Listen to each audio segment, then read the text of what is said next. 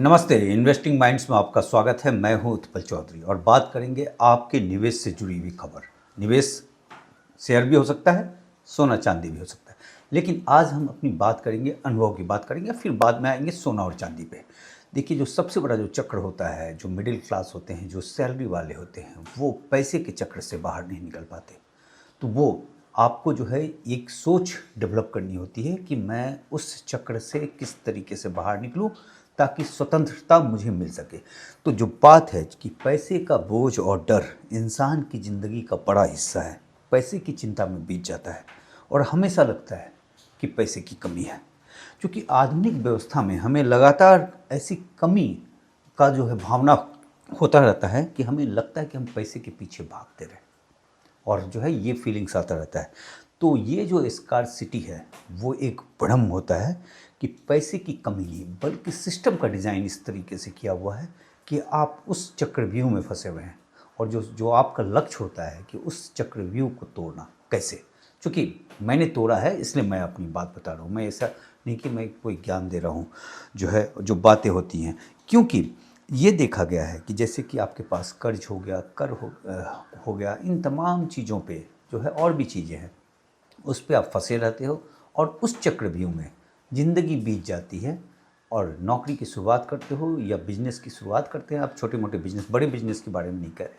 और फिर जो है जब बुजुर्ग हो जाते हो, बूढ़े हो जाते हो, उस वक्त लगता है कि आपने जीवन में कुछ कमाया ही नहीं, कुछ किया ही नहीं। तीन मुख्य बातें हो गई। एक तो हो गया कर्ज, जिससे आप पे नियंत्रण है, डर, जो आपके अंदर डर बैठा हुआ है पैसे का और तमाम चीज़ का, अपनी सुरक्षा को लेकर, जिसके कारण जो है आपको शांत रखने का माध्यम है। और तीसरा हो जाता है स्वतंत्रता। जब इन चक्र से आप निकल जाते हो तो स्वतंत्र हो जाता है। तो जो सबसे बड़ी बात होती है कि आपको जो है अपना सैलरी या जो भी बिजनेस मिल रहा है उसको इस तरीके से पैसे को लगाना है ताकि वो जो है इन्फ्लेशन को बीट कर सके। आप लोग क्या करते हैं, जैसे फिक्स डिपॉजिट रख लिया या कुछ रख लिया या गलत प्रॉपर्टी भी खरीद लिया आपने। मान लीजिए प्रॉपर्टी में तो चलिए यहाँ बढ़ भी जाता है, लेकिन बहुत सारे ऐसे भी फ्लैट्स हैं जो कि नहीं बढ़े हैं, या बहुत सारे ऐसे शहर में भी है नहीं बढ़ते हैं, जैसे मुंबई में देख लीजिए, पुणे में देख लीजिए, उस तरह का रिटर्न नहीं आ रहा है इस वक्त। तो ये चीज़ होता है कि आपका जो डिसीजन होता है वो गलत हो जाता है, या फिर पैसे को आप ऐसी जगह पर लगा लेते हो, फिक्स डिपॉजिट में रख लेते हो कि आप इन्फ्लेशन के चक्र से बाहर नहीं निकल पाते, तो फिर चीज़ों को आप तोड़ नहीं पाते हो। तो जो सबसे बड़ी बात है कि आपको इन्फ्लेशन को किस तरीके से तोड़ना है, इससे आप सिर्फ सिंपल सी बात बता देते हैं कि जैसे कि मान लीजिए कि 2003 में अगर आपका 5300 रुपया सैलरी था जो है, तो उस समय जो है आप 10 ग्राम गोल्ड खरीद सकते थे। और अगर अभी अगर वो 1,30,000 20,000 जो है अगर तक नहीं पहुंचा है, तो यानी आप पीछे हो। यानी आप जो है, आपको आज भी 10 ग्राम गोल्ड उतना ही मिल रहा है, और अगर है तो फिर आप जो है जस के तस पड़े हो। तो 20-22 साल से जो है आप वहीं का वहीं पड़े हुए हो। तो ये चीज़ जो है ये हर के इसमें लागू है। कुछ एक केस होते हैं जो कि आगे निकल जाते हैं, बहुत रेयर। क्योंकि मैं जैसे अपने ऑफिस में ही जो काम करता था, मैं उसमें स्टार न्यूज़ में था, तो उस वक्त जो उसमें जितना गोल्ड उनको मिलता था, आज उसमें से जो है मुश्किल से 0.25% लोग होंगे जो उस गोल्ड में, जो 2003 में जो गोल्ड मिलता था और आज जो गोल्ड मिलता है उसके सैलरी के बराबर, उसको तोड़ पाया है। या तो वही है या नीचे हो गया है, दो बातें। तो ये होता है कि आपको उसको चक्र को कैसे तोड़ना होता है, क्योंकि एक चीज़ देखा गया है, अब हम 5 साल में ही आते हैं जो तमाम चीज़ों पे कि भाई आपको जैसे अगर फिक्स्ड में रख दिया आपने, तमाम चीज़ों पे रख दिया, तो वो आप ट्रैप हो गए। लेकिन जैसे कि आपने गोल्ड पे रखा अगर 5 साल पहले, तो 113% रिटर्न आया है, लेकिन 3 साल में 145% का रिटर्न आ गया है, नंबर एक। दूसरा, अगर आपने सिल्वर पे रखा था पैसे, तो 107% का रिटर्न आया 5 साल में, और जो है 3 साल में 173% का रिटर्न आ गया। और अगर आपने जो है अमेरिका के शेयर बाज़ार में, तो वो 5 साल में 108% और 3 साल में 75% घट गया। और यहाँ पे शेयर बाज़ार में चीज़ें क्या हुई कि ये अभी हाई वैल्यूएशन पे हो चुका है अमेरिका का शेयर बाज़ार, और वहाँ पे जो बातें आ रही है कि टूट सकता है और तमाम बातें हैं। क्योंकि अभी आप देखें वहाँ एनवीडिया का जो मार्केट कैपिटलाइजेशन है वो जीडीपी का 16% के आसपास हो गया है। इसी तरीके से जब .com बबल आया था तो सिस्को जो है वो 3.9% हो गया था। तो बहुत ज़्यादा है, बहुत ज़्यादा है। वहाँ पे जो जो चीज़ें हैं, जो जीडीपी का जो है 220% से ऊपर हो चुका है वहाँ का मार्केट कैपिटलाइजेशन उसके शेयर बाज़ार का। तो वो खतरनाक मोड़ पे है। यानी अगर जो 75% भी आप देख रहे हैं 3 साल में रिटर्न आया है, लेकिन वो टूट के कगार पे है। तो वहाँ टूटने का डर है। अपने निफ्टी को देखें, 5 साल में 120% दिया, कोविड के कारण उसमें बहुत अच्छा ये दिया ग्रोथ, और 3 साल में जो है 56% का रिटर्न दिया है। तो यहाँ पे एक चीज़ दिखा रहा है कि गोल्ड और सिल्वर अगर 3 साल को देखें तो 145% और 173%, यानी अब जो आपका जो पैसे जो लगाते हैं उसमें आपको पैसा जो है, जो पहले क्या होता था, हम लोगों की जो सोच होती थी कि देखिए शेयर बाज़ार में तो पैसे लगाने ही है लगाने हैं, लेकिन जो बाकी पैसे जैसे हम प्लॉट में लगा देते थे या फ्लैट में लगा देते थे, तो तमाम चीज़ों पे लगा देते थे। देखिए प्लॉट फ्लैट में क्या था, प्लॉट में पहले जिसने इन्वेस्ट किया उसका रिटर्न बहुत ज़बरदस्त आया, मतलब जहाँ भी लगाया आपने वो रिटर्न तगड़ा आया। लेकिन अभी अब वो कहानी पलट चुकी है। अब यह है कि लोकेशन और तमाम चीज़ों पर फैक्टर पे होता है। अब ये चीज़ को देखेंगे और उस पर तो इसलिए गोल्ड और सिल्वर पे आपके पोर्टफोलियो का, गोल्ड को लेकर हमने सैलरी की बात की, अब हम बात करते हैं कि जैसे शहर में क्या होता है कि आप फ्लैट खरीदते हो, तमाम चीज़ खरीदते हैं और बहुत सारे फ्लैट खरीदते हैं, लोग इन्वेस्ट करते रहते हैं, और उसको उसके जगह अगर आप गोल्ड खरीदते तो क्या फ़र्क पड़ता। तो इस आंकड़े को हम चल कर देखते हैं। देखिए इसमें मैंने चुनाव किया है जो है एक बड़े दिल्ली एनसीआर के एक बड़े प्रीमियम सोसाइटी का, जो है high and society, premium society है, और वहाँ पे 2009 में 3000 स्क्वायर फीट का जो फ्लैट है वो 90 लाख में मिल रहा था, जो है विथ रजिस्ट्रेशन के बाद, और उस समय जो गोल्ड था वो 14.5 लाख किलो था, यानी 5.58 केजी आपको गोल्ड मिल जाता। और इस समय जो है 1,24,00,000 है गोल्ड। तो इस समय जो है आपको उस हिसाब से उस मकान का कीमत 7 करोड़ होना चाहिए था, लेकिन उसकी कीमत है 5 करोड़। तो यहाँ जो है ये जो है गोल्ड जो है वो ज़्यादा भाग गया। और उसके सामने, उसी सोसाइटी के सामने एक दूसरी सोसाइटी है जो फेमस बिल्डर का नहीं है, फेमस प्रीमियम नहीं है, बिल्कुल जस्ट रोड के अपोजिट, उस तरह से नहीं है, वहाँ जेंट्री उस तरह से नहीं है, पब्लिक उस टाइप का नहीं है।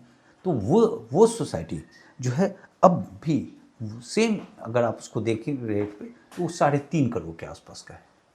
तो आप एक तरीके से देखें कि गोल्ड के मामले में कितना पिछड़ गया। कहेंगे कि भाई बड़ा फ्लैट था तो बड़े बायर्स आ जाते हैं, तो एक दूसरा फ्लैट था जो 1700 स्क्वायर फीट का था, उसका है, उसमें वो 50 लाख में मिल रहा था आफ्टर रजिस्ट्रेशन, जो है 2009 में। तो और उसमें 3.44 kg गोल्ड हो जाता, और आज जो है उतना ही गोल्ड के लिए, उतना ही कीमत पे जो गोल्ड जिस तरीके से 3.44 है, तो उसमें 4,26,00,000 हो जाता। लेकिन वो फ्लैट है लगभग 2.80-3 करोड़ के आसपास का। ये, और अगर आप जो उसके बगल वाला, जो बाजू वाला, जो कमज़ोर जो बिल्डर का सोसाइटी है या उस तरीके से नाम नहीं है, वहाँ जो है आपको ये चीज़ें जो है 1.80 में मिल जा रहा है। तो गोल्ड के मामले में बिल्कुल पूरी तरीके से पिछड़ गया, ये चीज़ तो रिफ्लेक्ट हो रहा है। ऐसे ही ये मेरा कहना है कि पॉइंट कि गोल्ड और सिल्वर जो है अब आपके पोर्टफोलियो का हिस्सा रहना चाहिए, चाहे वो ETF फॉर्मेट में हो, चाहे कुछ भी हो। क्योंकि यहाँ से जो है आप देखें पिछले 2-3 सालों से जो है कहानी बहुत तेज़ बदलने लगी है, और जो इस समय जो स्थिति आ गया है उसमें कहानी आने वाले समय में बहुत तेज़ बदलेगा। इसलिए अब तक तो इग्नोर करके रखते थे आदमी लोग, शेयर में रखते थे, प्लॉट में रखते थे, लेकिन मेरे ख्याल से जो है अब आपका पोर्टफोलियो बिल्कुल बैलेंस होना चाहिए। और अगर आपके पास जो भी पैसे रहे हैं वो ETF से तो आप ले ही सकते हैं, गोल्ड और सिल्वर का ETF ज़रूर आपको इंक्लूड करना चाहिए, क्योंकि जो इस समय जो स्थिति चल रही है उसमें गोल्ड सिल्वर जो है ये अभी और अच्छा जाएगा। भले बहुत सारे हिचकोले आए, लेकिन आप एक तरीके से देखें, जो फेड का आप देखते हैं, जो अमेरिका के इसको रिफ्लेक्ट कर रहा है कि फेड में क्या हुआ कि वो जो है इंटरेस्ट रेट को कट किया, जबकि इन्फ्लेशन उसका ज़्यादा है, क्योंकि वो जो है बिल्कुल बीच में फंस गया है। अगर वो दरें बढ़ाया नहीं तो मंदी है, और घटाया तो इन्फ्लेशन उसके ट्रैप में फंसा हुआ है। और उसने घटाया इसलिए क्योंकि उसको जो है कर्ज चुकाना है। अमेरिका का कर्ज काफ़ी बढ़ गया है इस समय, जो है $9 ट्रिलियन उसने अभी हाल में ही कर्ज ले लिया है, जिसमें से शॉर्ट टर्म वाला था। और एक चीज़ देखा गया है कि फेड जो है लगातार बॉन्ड खरीद रहा है, वो $6.7 ट्रिलियन का जो बॉन्ड खरीद लिया है। एक्चुअली इस बॉन्ड को खरीद के ऐसा अनुमान लगाया जाता है कि वो नोट छापेगा और सरकारी कर्ज को ख़त्म करने की कोशिश करेगा, इससे ये अंदाज़ा लगा रहा है। तो उससे जो है डॉलर कमज़ोर होगा, और डॉलर कमज़ोर होगा तो गोल्ड भागेगा।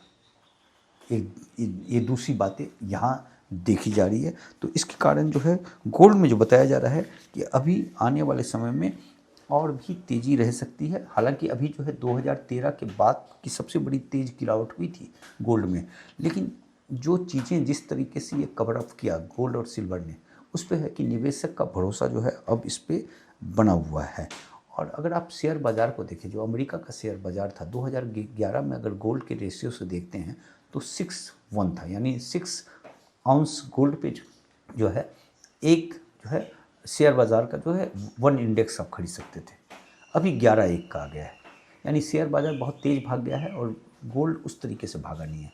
तो यहाँ दोनों चीज़ें होंगी, एक तो शेयर बाज़ार को नीचे आना होगा, ये अमेरिकन शेयर बाज़ार के पॉइंट ऑफ व्यू से, और गोल्ड को जो है वो ऊपर जाना पड़ेगा।